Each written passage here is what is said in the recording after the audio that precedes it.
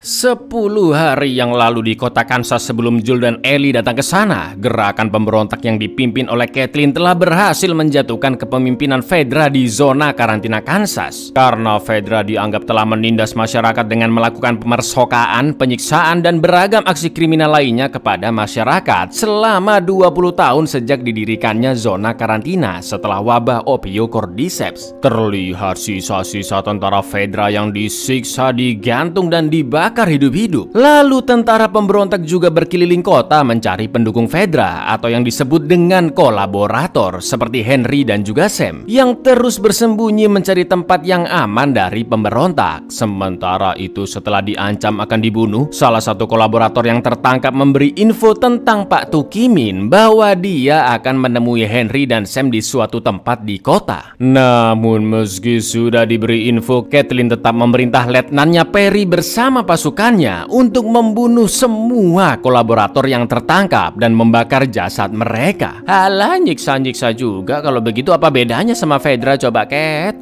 We really putting them on trial. Done, burn the bodies. It's faster.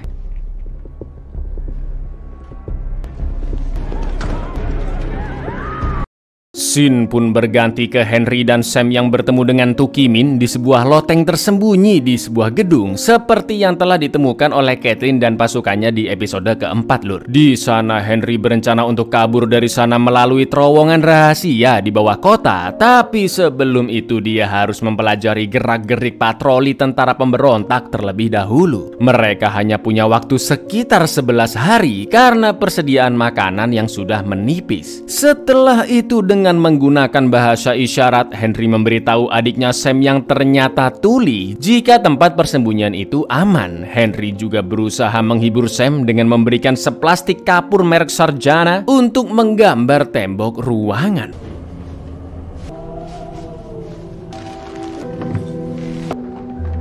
10 hari kemudian persediaan makanan tersisa 1 kaleng dan Tukimin yang mencari makanan sayangnya sudah ditangkap dan dibunuh oleh Caitlin. Henry pun memutuskan untuk kabur dari Kansas dengan berjalan kaki karena dia sudah yakin aman setelah mempelajari pola patroli pasukan pemberontak setiap harinya. Agar Sam bisa lebih tenang dan tersenyum kembali, Henry pun mencoretkan cat warna oranye di sekitar matanya sesuai hayalannya yang ingin menjadi pahlawan super. Adegan ini, Lur, benar-benar menunjukkan betapa cintanya Henry kepada adiknya.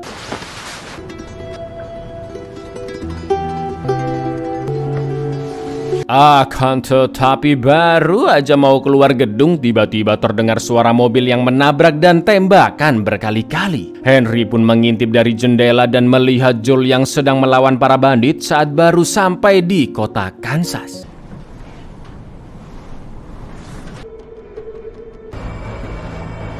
Henry pun akhirnya mengikuti Joel dan sampailah kita di scene akhir episode sebelumnya saat mereka menodong Joel dan Ellie yang sedang tertidur pulas. Joel! Eyes on me. We don't want to hurt you. We want to help you.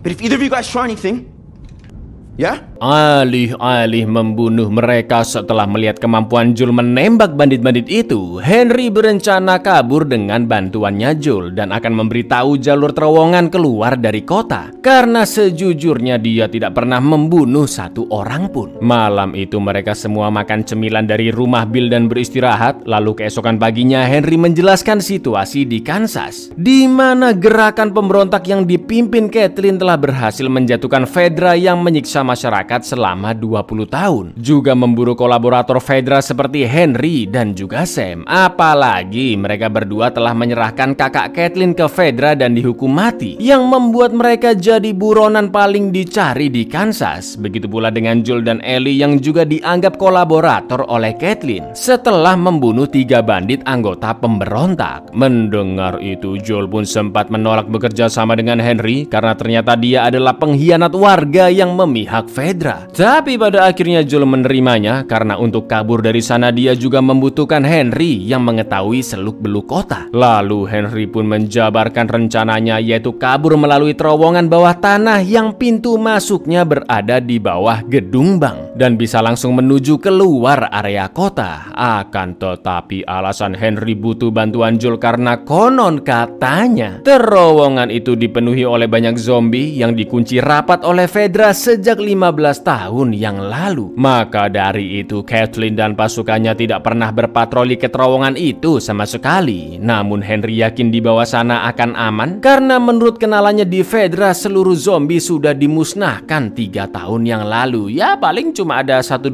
zombie aja lah. Kalaupun situasi jadi berbahaya kita tinggal balik lagi aja bro ke gedung bank. Enteng banget ngomongnya si Henry ya kan lur. Karena hanya itu satu-satunya jalan dan kota dipenuhi tentara pemberontak. Joel dan Ellie pun akhirnya setuju membantu Henry dan juga Sam kabur melalui terowongan. You ran into a clicker, and you're still alive. You see? You're the right people. They're going to help us escape. If it gets bad down, we turn around and run right back out the same way. Mereka pun langsung berjalan menuju gedung bank yang tidak jauh dari sana dan turun sampai ke terowongan yang alhamdulillahnya beneran kosong tanpa adanya zombie. Mereka berempat terus menyusuri terowongan sampai akhirnya menemukan tempat yang mirip sekolahan TK dengan banyak coretan gambar di tembok, juga mainan-mainan yang tidak pernah terjamah manusia selama bertahun-tahun. Mereka semua pun memutuskan untuk istirahat sejenak sambil menunggu matahari terbenam agar lebih aman setelah keluar dari terowongan.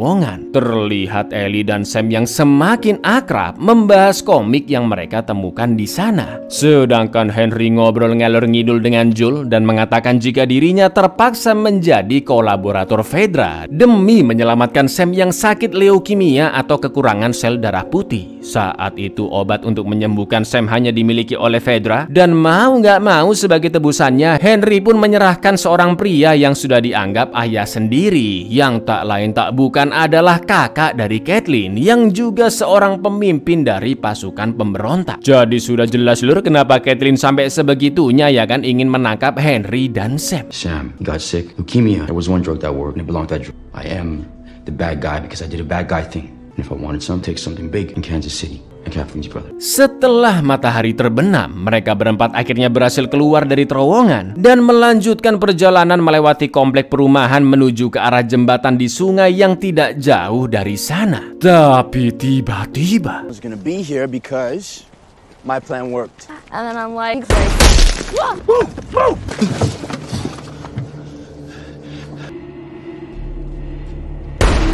hampir aja mereka ketembak karena ternyata ada sniper yang berjaga di lantai 2 sebuah rumah di ujung jalan. Joel pun menyuruh Ellie, Henry dan juga Sam tetap bersembunyi di balik mobil, sementara dia berlari memutar ke rumah tersebut untuk membunuh si sniper. Do you trust me?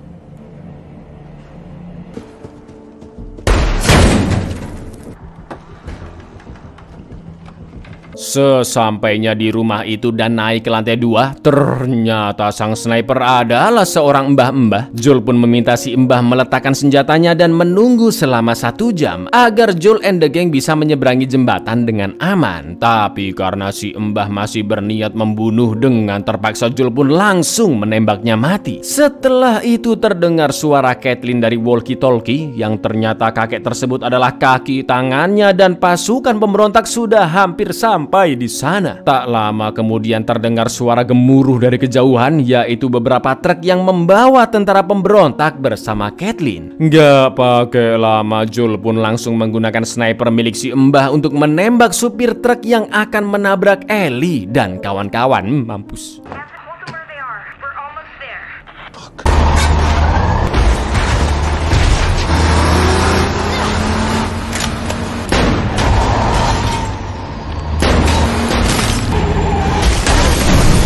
Dengan skill sniping level epicnya, Joel berhasil menembak supir truk di kegelapan. Truk pun tergelincir ke arah rumah dan akhirnya meledak karena tangki bensinnya bocor. Ellie, Henry, dan Sam pun berlari sembunyi ke mobil yang lain, sedangkan Caitlin dan tentaranya berjalan mengepung mereka bertiga. Karena tidak ada pilihan lain, dengan terpaksa Henry pun menyerahkan dirinya asalkan Sam dan Ellie bisa dilepaskan. Akan tetapi ketika Caitlin akan menembak Henry, ledakan truk tadi mengakibatkan tanah di bawahnya ambles dan terdengar suara teriakan zombie yang sangat-sangat banyak. Semua orang pun terdiam melihat ke arah truk tersebut dan yang terjadi ini ngeri banget lur.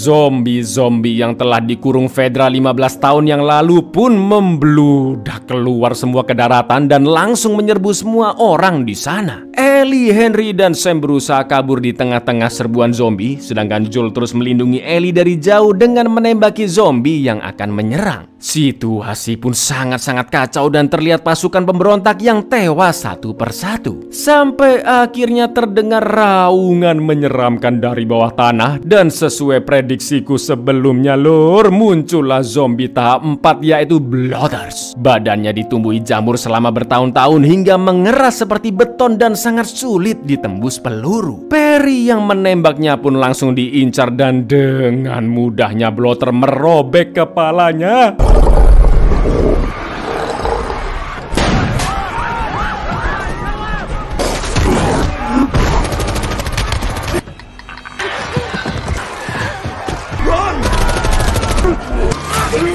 Sumpah brutal banget Blotter. Di lain sisi Ellie nekat menyelamatkan Henry dan Sam dengan menusuk dua clicker yang menyerang mereka. Mereka bertiga pun lari menjauhi keramaian, namun Caitlin datang dan menodongkan pistolnya ke arah Henry. Sampai akhirnya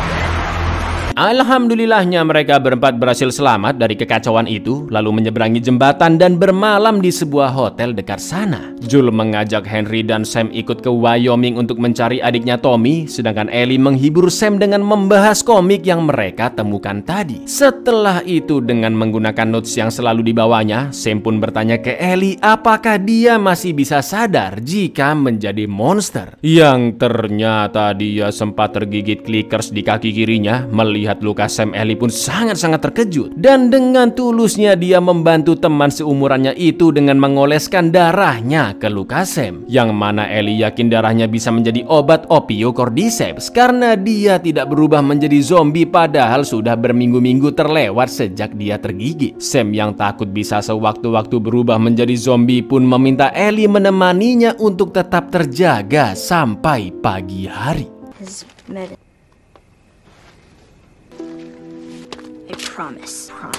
Ellie pun berjanji akan menemaninya, namun akhirnya dia tertidur. Dan keesokan paginya Ellie melihat Sam yang duduk terdiam ke arah jendela dan menyapanya. Tapi ternyata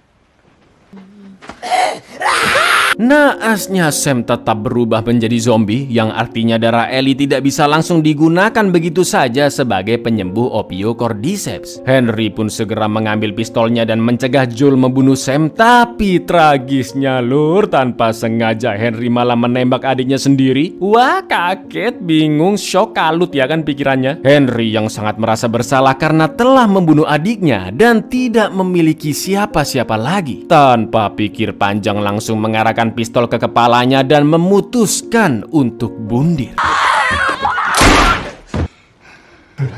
What did I do? Easy. Henry, give me the gun. Henry, give me the gun.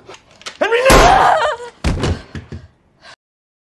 Setelah itu Joel dan Ellie mengubur jasad Henry dan Sam beserta barang-barang mereka. Ellie yang masih bocah hanya bisa terdiam karena dua orang yang sempat bersamanya mati di depan matanya dengan sangat tragis. Ellie pun meminta maaf melalui notes kepada Sam karena darahnya tidak bisa menyembuhkan infeksinya dan juga tidak menemani Sam hingga pagi karena ketiduran. Di akhir episode kelima, Joel dan Ellie berjalan kaki ke arah barat melanjutkan perjalanan mereka ke Wyoming untuk mencari kitab suci. Enggak dong, untuk mencari Tommy, adik dari Joel. Let's go. Buyar, gimana? Akhirnya kita dipertontonkan kebrutalan zombie kembali lur setelah episode ketiga dan keempat yang kurang greget ya kan. Apalagi episode ketiga nggak jelas banget. Apakah yang akan terjadi kira-kira di episode ke-6? Stay tune aja ya lur ya. Assalamualaikum.